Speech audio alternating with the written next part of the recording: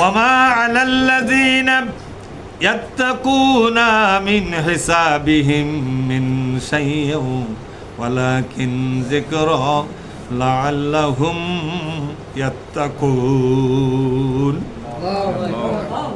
ওয়ামা আলাল্লাযীনা ইয়াত্তাকুনা মিন হিসাবিহিম মিন শাইইন, যারা নাকি তাকওয়া অর্জনকারী লোক, ইসলামের পথে টিকে থাকার জন্য যারা চরম চেষ্টা করতেছে, কিয়ামতের দিন তাদেরকে জিজ্ঞেস করা হবে না, ওই জালেমদের ব্যাপারে কোনো প্রশ্নই করা হবে না যে তোমার মতো তাকওয়ালা লোক থাকতে তোমার এলাকাতে এত লোক জাহান্নামে গেল, এই ব্যাপারে জিজ্ঞাসা করা হবে না।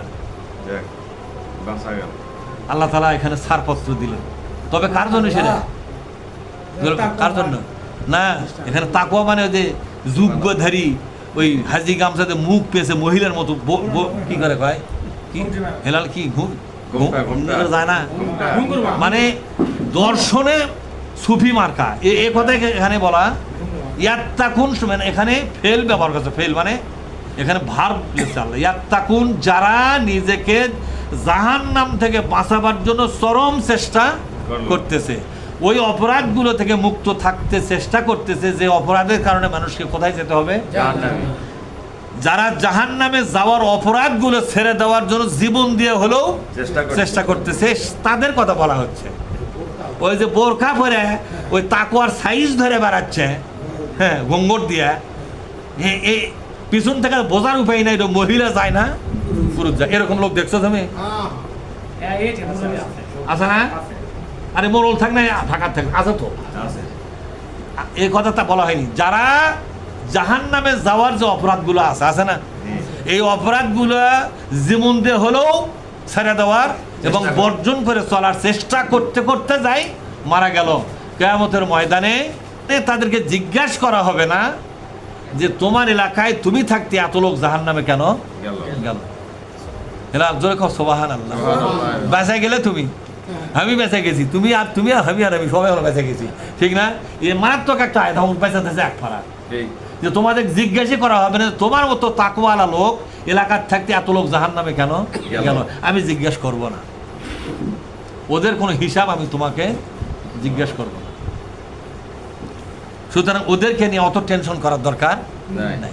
শুধু আমার সত্য এবং মিথ্যাটাকে তুমি আলাদাভাবে জেনে দাও, জেনে দেওয়ার পর ওরা কি করে না করে আর ওর দিকে তাকাবারই দরকার নেই, বাদ দাও, ভেজাল নোংরা লোকরা। তারপর আল্লাহ তাআলা বলছেন, আমি কি কথাটা বুঝাতে পারলাম? তারপর আল্লাহ বলছেন ওয়ালাকিন যিকরা, বলেন ওয়ালাকিন যিকরা, শুধুমাত্র তোমাদের দায়িত্ব হলো আমার কোরআনের কথাগুলোকে পৌঁছে দেওয়া। সুবহানাল্লাহ। যিকরা কোরআনের মজলিস তৈরি করো, ওয়ালাকিন যিকরা শুধুমাত্র কোরআনের মজলিস তৈরি করে তাদেরকে কোরআনটা বুঝাও। তর্ক করলে বাদ দাও, তর্ক করলে বাদ দাও, নতুন লোক ডেকে নিয়ে মজলিস করো। এই যিকরা মানে কোরআনের মজলিস। এখানে যিকরা শব্দের অর্থ দিয়ে একটা মজমার কথা বলা আছে, যে কোরআনের মজমা লাগাও। কি লাগাও জোরে এখন? কোরআনের মজমা লাগাও, মানুষকে বুঝাও কোরআন। এ বুঝতে বুঝে ঝগড়া করবে তাকে ডাক পাই না ওঠি, ওকে এরা চলো, এরা চলতে বলছে কে? আল্লাহ। যে যাই ঝগড়া করবে তাকে এরা চলো। আর আমরা কি মনে করি? ও কি ধর, এটা কি হলো রে? আল্লাহ কাছে এরা চল, ওই কাছে কিসের ওগুলো পরামর্শ নেওয়ালা? আমি যা বুঝেছি তাই করবো। আল্লাহ কবে তুই এগলে করে তুই আমার কাছে জান্নাত দিবি কারে? আমি পরামর্শ দিই, আমার পম ঠেলে ফেলে দে, তুই যা বুঝিস তাই করিস, তোকে দাঁড়াবি জান্নাত কেন? এই জান্নাতটাও নষ্ট করবে, কথা ঠিক না? আল্লাহ তাআলা বলছেন যিকরা কেন এই মজলিসটা করবে?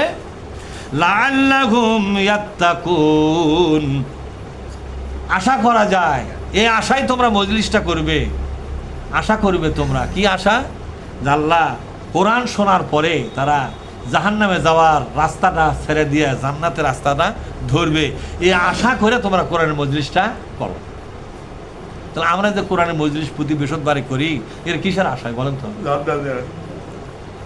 যাতে মানুষ জাহান্নামের রাস্তা ছেড়ে দিয়ে কোন রাস্তায় আসে? ইহদিনাস সিরাতাল মুস্তাকিম, এই পথে জানা আসে। কথা ঠিক না? ঠিক জোরে।